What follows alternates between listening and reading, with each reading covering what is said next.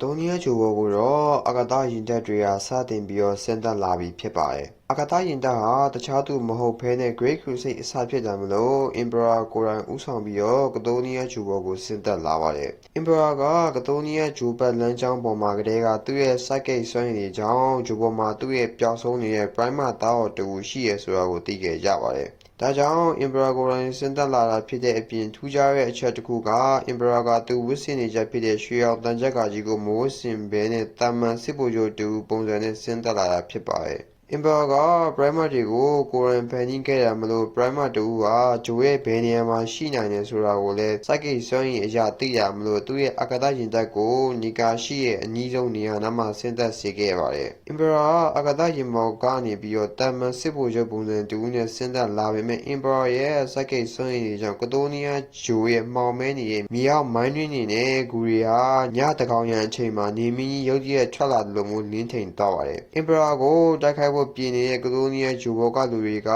Emperor ရဲ့ psychic လင်းရောက်နေကြောင်းမျက်လုံးတွေကျိန်းဆက်ကုန်ကြပြီးတချို့ကချက်ချင်းဒူးထောက်ပြီးအရှုံးပေးခဲ့ကြပါတယ်။တချို့ကတော့ Emperor ရဲ့မျက်လုံးကိုစိုက်ကြည့်မိတာကြောင့်မျက်လုံးထဲက psychic စွမ်းရည်တွေဟာသာမန်လူသားတွေတော်တော်စိတ်ယူပေါက်နိုင်တဲ့အထိကိုဖြစ်သွားစေနိုင်ပါတယ်။ဒါပေမဲ့ဒီချိန်မှာတော့ Emperor ကိုတိုက်ခိုက်ဖို့စောင့်နေတဲ့နီကာဟာသူများရဲ့လိုကြောက်ရွံ့ထွက်ပြေးခြင်းမရှိဘဲနဲ့ရင်ဆိုင်ဖို့ထွက်လာခဲ့ပါတယ်။နီကာဟာ Emperor ဖန်တီးခဲ့တဲ့ Prima တစ်ယောက်ဖြစ်တာမလို့ Emperor ရဲ့အကြည့်တွေကိုပြန်လည်ပြီးအန်တုနိုင်ခဲ့ပါတယ်။ဒါကို Emperor ကမြင်တဲ့အခါမှာတော့သူပျောက်ဆုံးသွားတဲ့ Prima တွေထဲကတဦးကိုပြန်လည်ရှာတွေ့ပြီဆိုတာကိုအတည်ပြုနိုင်ခဲ့ပါတယ်။ဒီနေရာမှာကြည့်ရှုတွေအနေနဲ့လည်း Emperor ရဲ့ psychic စွမ်းရည်ဟာဘယ်လောက်ထိအစွမ်းထက်လဲဆိုတာကိုတွေ့မြင်ရမှာဖြစ်ပါတယ်။ Emperor ရဲ့မျက်လုံးဟာ psychic စွမ်းရည်နဲ့ပြည့်နေတာမလို့ Warhammer အပ်တွေထဲမှာတော်တော်များများဟာ Emperor ကိုထားရိုက်မကြည့်နိုင်ဘဲနဲ့မျက်နှာလွှဲထားတဲ့ပုံစံတွေကိုအတွေ့များရတာဖြစ်ပါတယ်။ဒါပေမဲ့ဒီနေရာမှာ Emperor ကအစွမ်းထက်ပေမဲ့ Master of Mankind ဆိုတဲ့စာအုပ်ထဲမှာ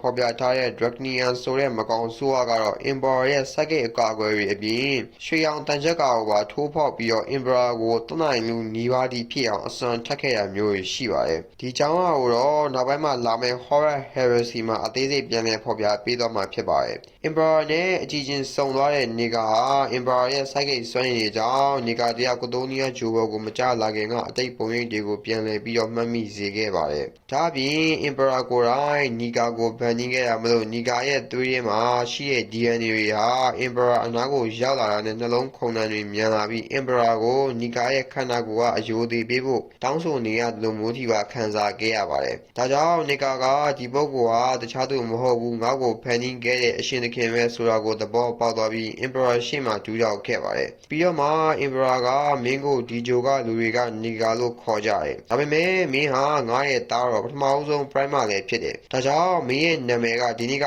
စပြီး Horus Lubricate ဖြစ်ရမယ်။ဒါကြောင့်အဲ့ဒီနေ့ကစပြီးနီကာဆိုတဲ့လူမိုင်လေးဟာပျောက်ကွယ်သွားပြီးGalaxy တစ်ခုလုံးကိုတုန်လှုပ်သွားစေမယ့် Horus Lubricate အဖြစ်စတင်ပြီးမွေးဖွားလာပါတယ်။ Horus ကို Emperor ကရှာတွေ့ခဲ့ပြီးနောက်မှာတော့ Emperor ကသူ့ရဲ့ပထမဦးဆုံးသားတော်ကိုကတိုနီးယားဂျိုပေါ်မှာမထားတော့ဘဲနဲ့ကမ္ဘာမြေပေါ်ကိုပြန်လည်ခေါ်ဆောင်လာခဲ့ပါတယ်။ဒီချက်ဟာ Horus နဲ့ Emperor နဲ့တခြားသော Prima 19ယောက်နဲ့မတူတဲ့အချက်လည်းဖြစ်ပါတယ်။ Emperor က Horus တယောက်ကလွဲပြီးတခြား Prima 19ယောက်လုံးကိုပြန်ရှာတွေ့တဲ့အခါမှာတော့သူတို့ရဲ့ဂျိုတွေပေါ်မှာအုပ်ချုပ်ဖို့အတွက် Legion တစ်ခုစီပေးပြီးထားခဲ့ပေမဲ့ Horus ကိုတော့သူ့နားမှာပဲအမြဲထားပြီးသင်ကြားပေးခဲ့ပါတယ်။ Emperor ကကမ္ဘာမြေကိုရောက်တဲ့အခါမှာတော့ Horus ကိုအာကာသစစ်ပွဲတွေသိပ္ပံပညာနဲ့အုပ်ချုပ်ရေးပညာရေးနဲ့တခြားသောအသက်ပညာတွေကိုဓာတ်ရိုက်သင်ကြားပေးခဲ့ပါတယ်။တစ်ဖက်မှာလည်း Great Crusade ကြီးကလည်းဆက်လက်ဆင်နွှဲနေပြီးနှစ်ပေါင်း30လောက်ထိကို Emperor က Horus တယောက်တည်းကိုပဲရှာတွေ့ထားတာဖြစ်တာမလို့ Horus မှာညီကိုလည်းမရှိတဲ့အပြင် Emperor ကိုလည်းဖခင်တယောက်လိုချစ်ခင်အားကြလာပါတယ်။ Emperor ဘက်ကလည်း Horus ကို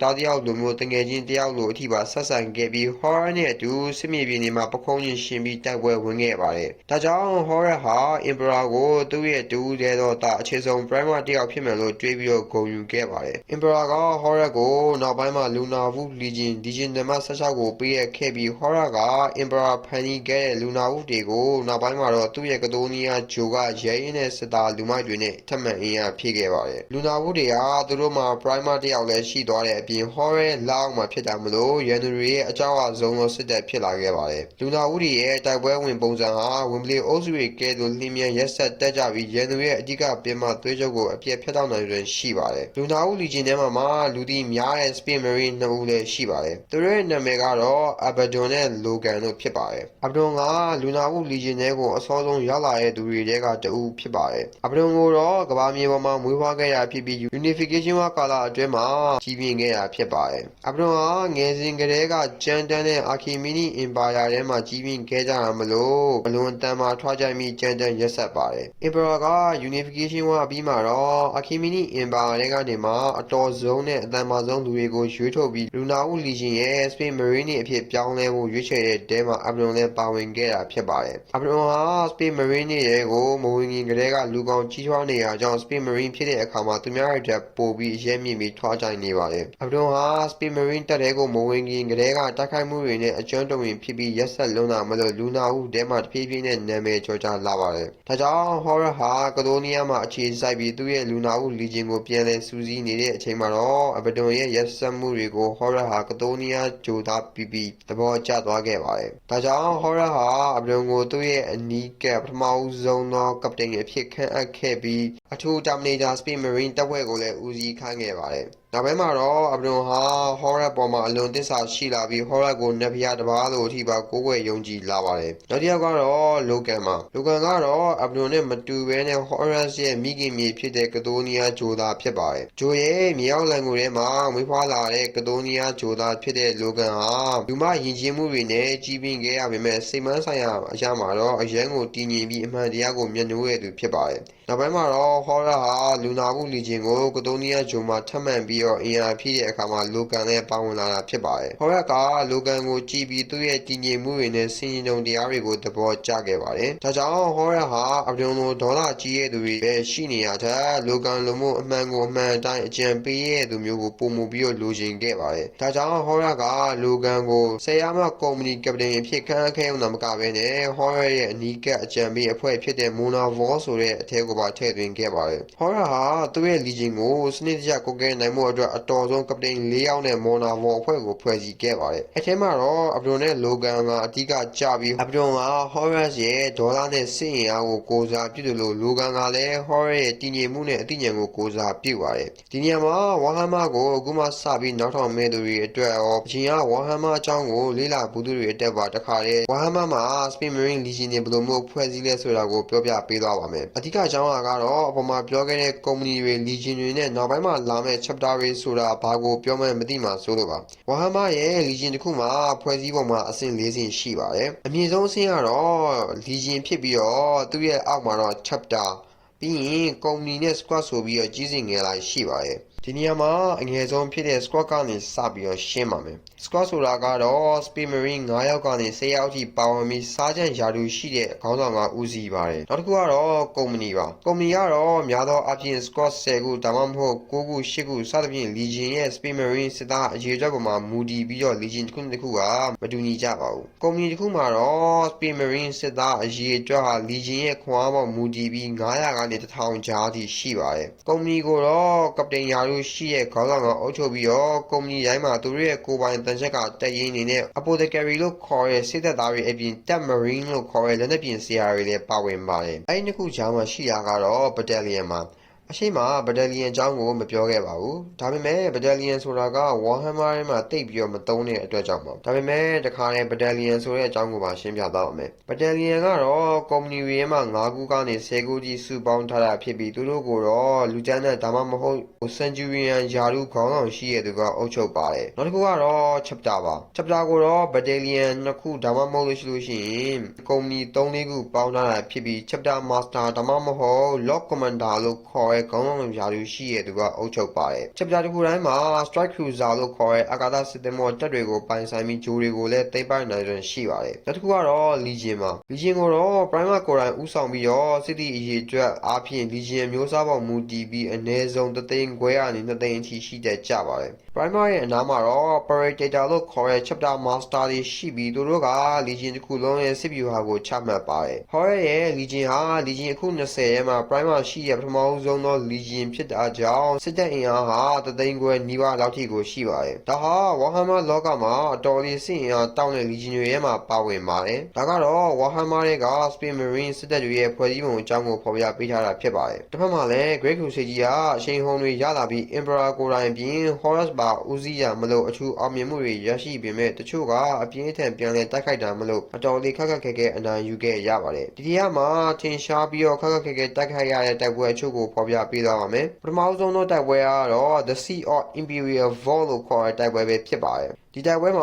ာလူသားတွေဟာ Unification War မှာလိုပဲ Chaos God တွေကိုကိုးကွယ်ပေမဲ့သူတို့မှာကမ္ဘာမြေပေါ်ကထပ်ပိုပြီးအမှောင်ဆွမ်းအားတွေကိုတက်မြောက်ကြပါတယ်။သူတို့မှာ Imperial Vault လို့ခေါ်တဲ့မြေအောက်ခံတဲ့ကြီးတွေရှိပြီးအစွမ်းထက်တဲ့ Watt နီးပညာတွေနဲ့နဆိုးအကာအကွယ်တွေကိုအသုံးပြုကြပါတယ်။သူတို့ရဲ့အကျိုးကိုတော့ Warhammer လောမှာ Dark War ဒါမှမဟုတ်လို့ရှိရင် Chaos တွေကြီးစိုးနေ Chaos Tainted War လို့ခေါ်ကြပြီးပါဝင်ခြင်းဟာကမ္ဘာမြေပြင်နဲ့တူပေမဲ့ကောင်းကင်မှာမှောင်မဲနေပြီးလျက်စီးရီအမြဲလက်နေပါတယ်။ဒါအပြင် Chaos God တွေကိုတကမ္ဘာလုံးကယုံကြည်ကိုးကွယ်တာကြောင့်ဝါပြက်စွန့်နေရမြေပြင်ပေါ်မှာရင်မကပြန့်နှံ့နေပြီးလေထုကလည်းအစိတ်တောက်တွေတင့်နေပါတယ်။ဒါကြောင့်အများစုဟာမြေပြင်ပေါ်မှာမနေကြပေမဲ့မြေအောက်နှက်ကြီးထဲမှာလှိုင်းကူခံတပ်တွေတိဆောက်ပြီးနေထိုင်ကြပါတယ်။အဲ့ဒီခံတပ်တွေကို Dark Age of Technology ခေတ်ကတပ်ထုတွေကိုအသုံးပြုထားပြီးဆောက်လုပ်ထားတာကြောင့်အတော်လေးခိုင်ခန့်ပါတယ်။တစ်ဖက်မှာလည်း Great Crusade ကြီးနဲ့အတူစစ်ချီလာတဲ့ Emperor နဲ့ Horus က Chaos တွေကြီးစိုးလာတဲ့ဂျိုကိုကျူးကျော်ကိုစတင်ပြီးတော့ပြင်ဆင်လာပါပြီ။ဂျိုကိုစတင်ကျူးကျော်တဲ့နေရာမှာတော့ပထမဆုံးအနေနဲ့ Emperor ရဲ့အာကာသစစ်တပ်ဟာ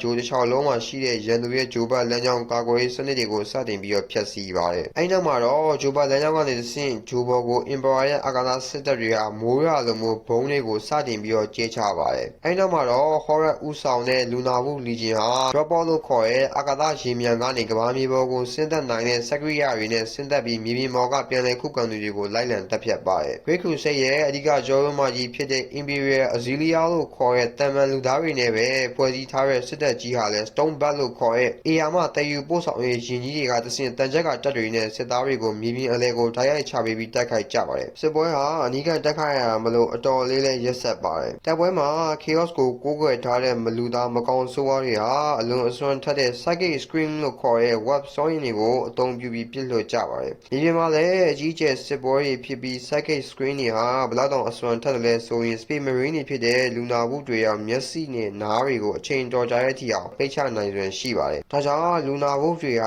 ာသူတို့ရဲ့ခေါင်းဆောင်တွေမှာပါတဲ့ Auto Sensor လို့ခေါ်တဲ့အလိုလျောက်အာရုံခံစနစ်တွေကိုအသုံးပြုပြီးတိုက်ခိုက်ကြရပါတယ်။ရန်သူတွေရဲ့အဓိကခံတပ်တွေဟာမြေအောက်ထဲမှာရှိရမလို့အာကာသကနေတဆင့်ကျဲချတဲ့ဘုံတွေဟာလည်းဒီတိုက်ပွဲမှာတော့အထောက်အကူမဖြစ်ခဲ့ပါဘူး။ဒါကြောင့် Horus ကိုယ်တိုင်ဦးဆောင်ပြီးတော့ရန်သူတွေကို Chaos God တွေနဲ့ဆက်ဆက်ပေးနေတဲ့ Psychic Screen တွေအသုံးပြုလို့ရအောင်ထုတ်လွှင့်ပေးနေတဲ့ပင်မဗဟိုဆက်ကြီးကိုအတင်းဝင်ရောက်တိုက်ခိုက်ပြီးဖျက်ဆီးခဲ့ပါတယ်။ပင်မဗဟိုဆက်ကြီးပျက်စီးသွားတာနဲ့ Psychic Screen တွေဟာပျောက်ကွယ်ကုန်ကြပြီး Emperor ရဲ့စစ်တပ်ဟာလည်းရန်သူတွေကိုအလွယ်တကူပဲချေမှုန်းနိုင်ခဲ့ပါတယ်။ဒီနေရာမှာတခုရှိတာက Horus က Chaos God တွေကိုရှင်ပြိုင်တိုက်ခိုက်နေရတယ်ဆိုပေမဲ့ Emperor အယုံသွင်းခဲ့တဲ့ Imperial Truth ဆိုတဲ့ဟာကြောင့် Horus ဟာဒီຢာတွေကို Chaos God ကြောင့်လို့မထင်မဲနဲ့ဒါတွေဟာဂျိုသားတွေရဲ့အဆင့်မြင့်နည်းပညာဖြစ်တယ်လို့ပဲမှတ်ယူခဲ့ပါတယ်။နောက်တစ်ခုကတော့ The Battle of Hell Age ပါ။အဲ့ဒီတိုက်ပွဲမှာတော့လူသားတွေနဲ့မဟုတ်ဘဲနဲ့ Heart လို့ခေါ်တဲ့ဂျိုသားမျိုးနွယ်စုတွေနဲ့ဖြစ်ပါတယ်။ Heart တွေဟာသူတို့မှာအချိန်ကိုကမောက်ကမဖြစ်အောင်လုပ်နိုင်တဲ့လက်နက်တွေရှိပြီးလက်နက်နဲ့ပြစ်လိုက်ရင် Space Marine တွေရဲ့တန်ချက်ကတွေကဆွေးမြေ့ကုန်ပြီးအချိန်ခဏလေးတည်းမှာအုံမင်းကြီးရော်ပြီးတေဆုံးသွားကြပါတယ်။ဒါကြောင့်ပုံမှန်အဖြစ်အနီးကတိုက်ခိုက်လေးရှိတဲ့ Lunar Wolf တွေဟာဒီတိုက်ပွဲမှာအတော်လေးအထိနာခဲ့ပါတယ်။အထူးစစ်သားတွေဖြစ်တဲ့ Space Marine တွေရောမှာ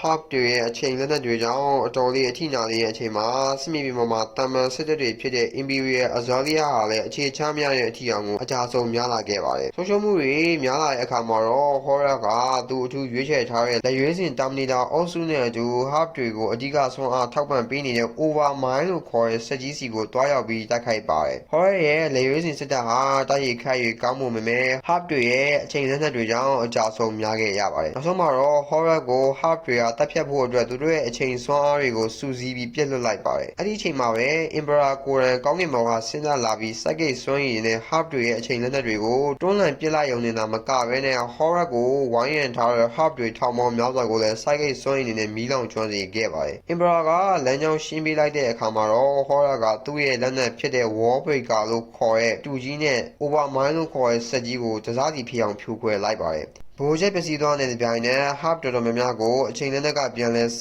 သုံးပြီးစက္ကန့်ပိုင်းတွင်အိုမင်းကပြအဖြစ်ပြောင်းလဲကုန်ကြပါတယ်။တချို့ Hub တွေကတော့လွတ်မြောက်ခဲ့ပြီး Galaxy ရဲ့အစွန်ဖျားကိုထွက်ပြေးခဲ့ကြပါတယ်။ဒါကတော့ Emperor နဲ့ Horror တို့ရဲ့ Great Crusade ကာလအတွင်းမှာဖြစ်ပျက်ခဲ့တဲ့အကြောင်းအရာတွေကိုဖော်ပြပေးထားတာဖြစ်ပါတယ်။နောက်ဗီဒီယိုမှာတော့တခြားသောပျောက်ဆုံးနေတဲ့ Primer တွေရဲ့အကြောင်းအရာတွေနဲ့ Chaos God အကြောင်းအရာတွေကိုအသေးစိတ်ရှင်းပြပေးသွားမှာဖြစ်ပါတယ်။ကြည့်ရှုတဲ့သူတယောက်ချင်းစီတိုင်းကိုအထူးကျေးဇူးတင်ရှိပါတယ်။